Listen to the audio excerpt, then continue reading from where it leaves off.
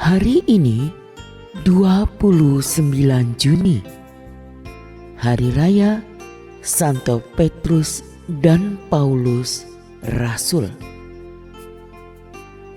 Sejak semula gereja menghormati kedua rasul, yaitu Petrus dan Paulus, secara bersama-sama. Kedua rasul ini dianggap sebagai soko guru gereja. Simon, anak Yunus dan saudara Andreas, lahir di Betsaida, Galilea, sebuah kampung di tepi Danau Genesaret. Seperti ayahnya, Simon adalah seorang nelayan yang ulet, bertabiat jujur, dan rajin. Ia tidak berpendidikan, tetapi cukup terampil dalam pekerjaannya sebagai seorang nelayan. Kepribadiannya sangat menarik perhatian Yesus. Karena itu, Yesus berkenan menjadikannya seorang muridnya, bahkan mengangkatnya menjadi pemimpin para rasul dan pemimpin gereja yang pertama.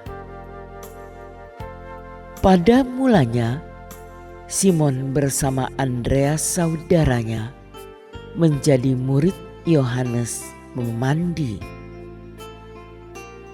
Oleh Andreas, Simon diperkenalkan kepada Yesus, Sang Mesias yang dinanti-nantikan oleh seluruh bangsa Israel.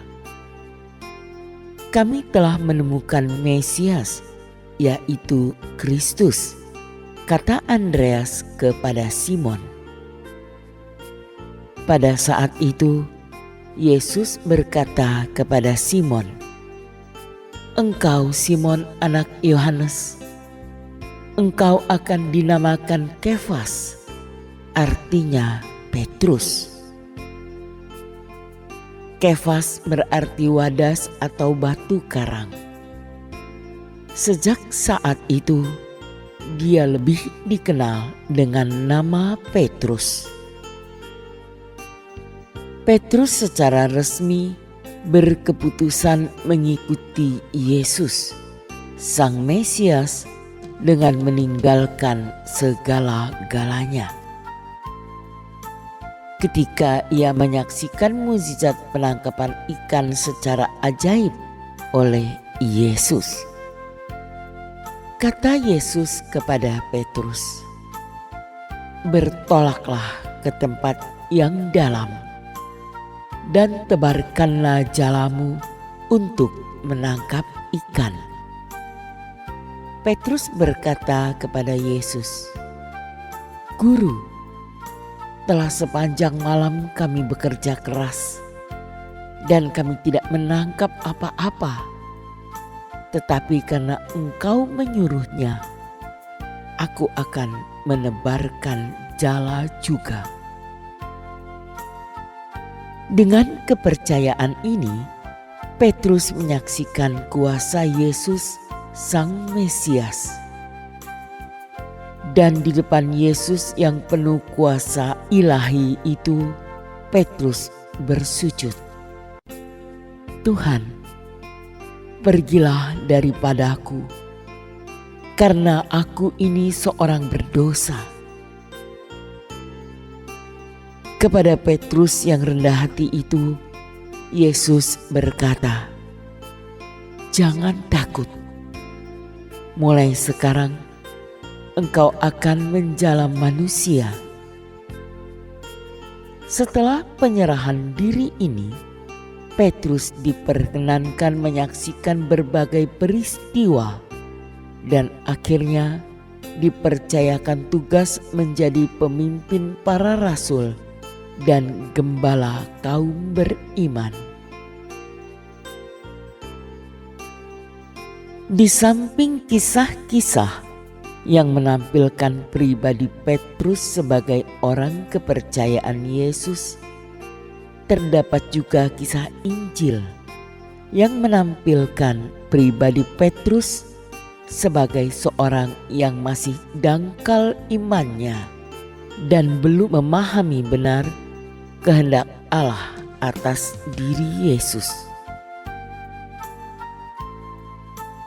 Dalam Injil Matius bab 16 ayat 21 sampai 28 dikisahkan tentang pemberitahuan Yesus tentang penderitaannya, dan Petrus serta-merta berkata, "Tuhan, kiranya Allah menjauhkan hal itu.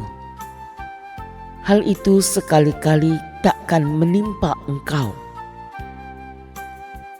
Enyahlah iblis, engkau suatu batu sandungan bagiku, sebab engkau bukan memikirkan apa yang dipikirkan Allah, melainkan apa yang dipikirkan manusia. Demikian teguran Yesus kepada Petrus. Ia juga menyangkal Yesus ketika Yesus ditangkap dan diadili. Sesudah kebangkitan Yesus, Petrus diangkat menjadi pemimpin ke-12 rasul dan gembala kaum beriman di Yerusalem.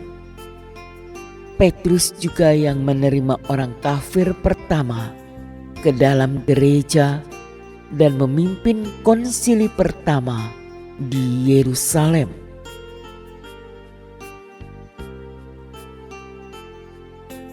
Paulus atau Saulus lahir di Tarsus, Asia Kecil, dari keluarga Yahudi yang berkewarganegaraan Romawi. Ia seorang terdidik dan belajar di Yerusalem pada Gamaliel dari kelompok Farisi. Sebagai seorang Farisi yang fanatik, Saulus tiada hentinya mengejar dan memenjarakan murid-murid Yesus. Dalam perjalanannya ke Damsyik, Yesus menangkapnya dan menjadikan dia seorang rasul untuk bangsa-bangsa kafir. Ia dipermandikan oleh Ananias. Ia menjelajahi seluruh daerah Laut Tengah untuk mewartakan Injil kepada bangsa-bangsa kafir. Perjalanan misinya senantiasa diwarnai dengan berbagai kesulitan dan pertentangan dengan kaum kafir.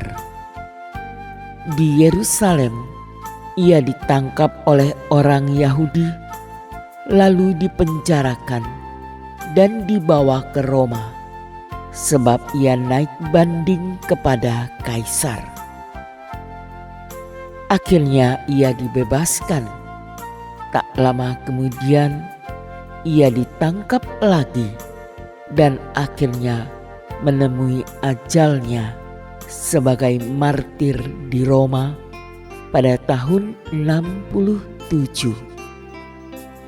Hari Raya Santo Petrus dan Paulus adalah salah satu hari raya pertama gereja dan dirayakan bersama-sama sejak sekitar tahun 258 dan semakin meluas pada pertengahan abad keempat. Perayaan Santo Petrus dan Paulus diadakan secara bersama-sama karena mereka berdua adalah sosok penting yang saling melengkapi dalam pewartaan Allah, termasuk salah satunya dalam memperjuangkan gereja yang terbuka bagi segala bangsa.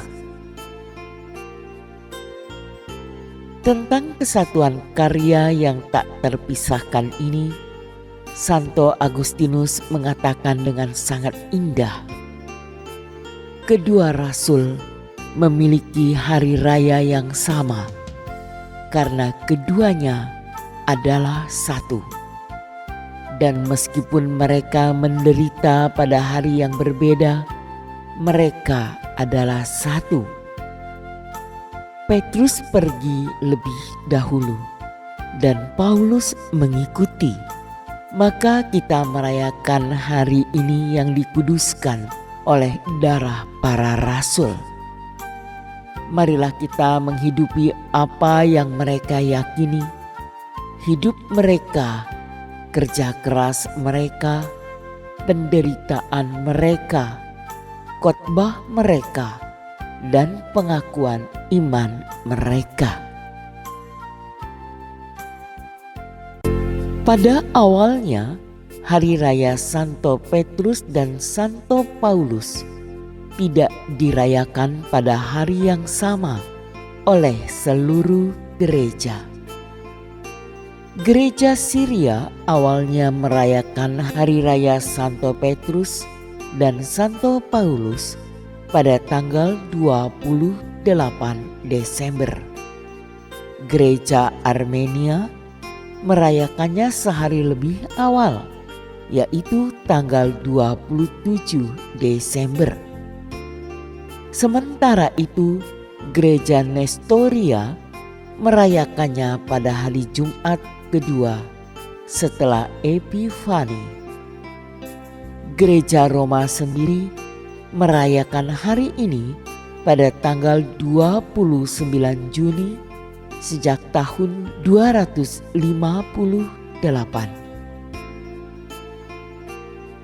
Pada hari itu, jenazah Santo Petrus dan Santo Paulus dimakamkan di tempat mereka menjadi martir, yaitu Santo Petrus di Vatikan dan Santo Paulus di gereja di Via Ostiensis, atau yang lebih dikenal dengan gereja Santo Paulus di luar tembok.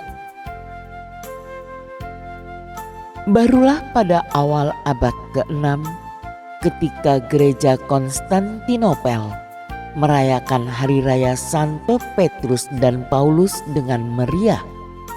Gereja-gereja Ritus Timur, yaitu Syria, Armenia, Nestoria, juga merayakan hari raya ini pada tanggal yang sama dengan gereja Roma, yaitu pada tanggal 29 Juni. Ada hal lain yang terjadi pada hari raya Santo Petrus dan Paulus, yaitu penganugerahan Pallium kepada Uskup Agung Metropolitan oleh Paus, sang penerus Santo Petrus. Apa itu Pallium?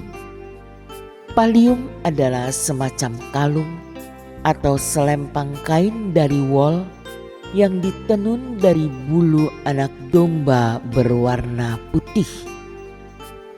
Anak domba yang terpilih diberkati oleh Paus pada peringatan Santa Agnes, yaitu 21 Januari. Lalu dicukur bulunya pada hari Kamis Putih. Pallium yang terbuat dari bulu anak domba tersebut melambangkan Yesus, sang gembala baik yang memanggul domba yang hilang di pundaknya dan membawanya pulang. Penerimaan Pallium menjadi perlambang tugas pengembalaan yang diterima Uskup Agung Metropolitan sebagai penerus Santo Petrus.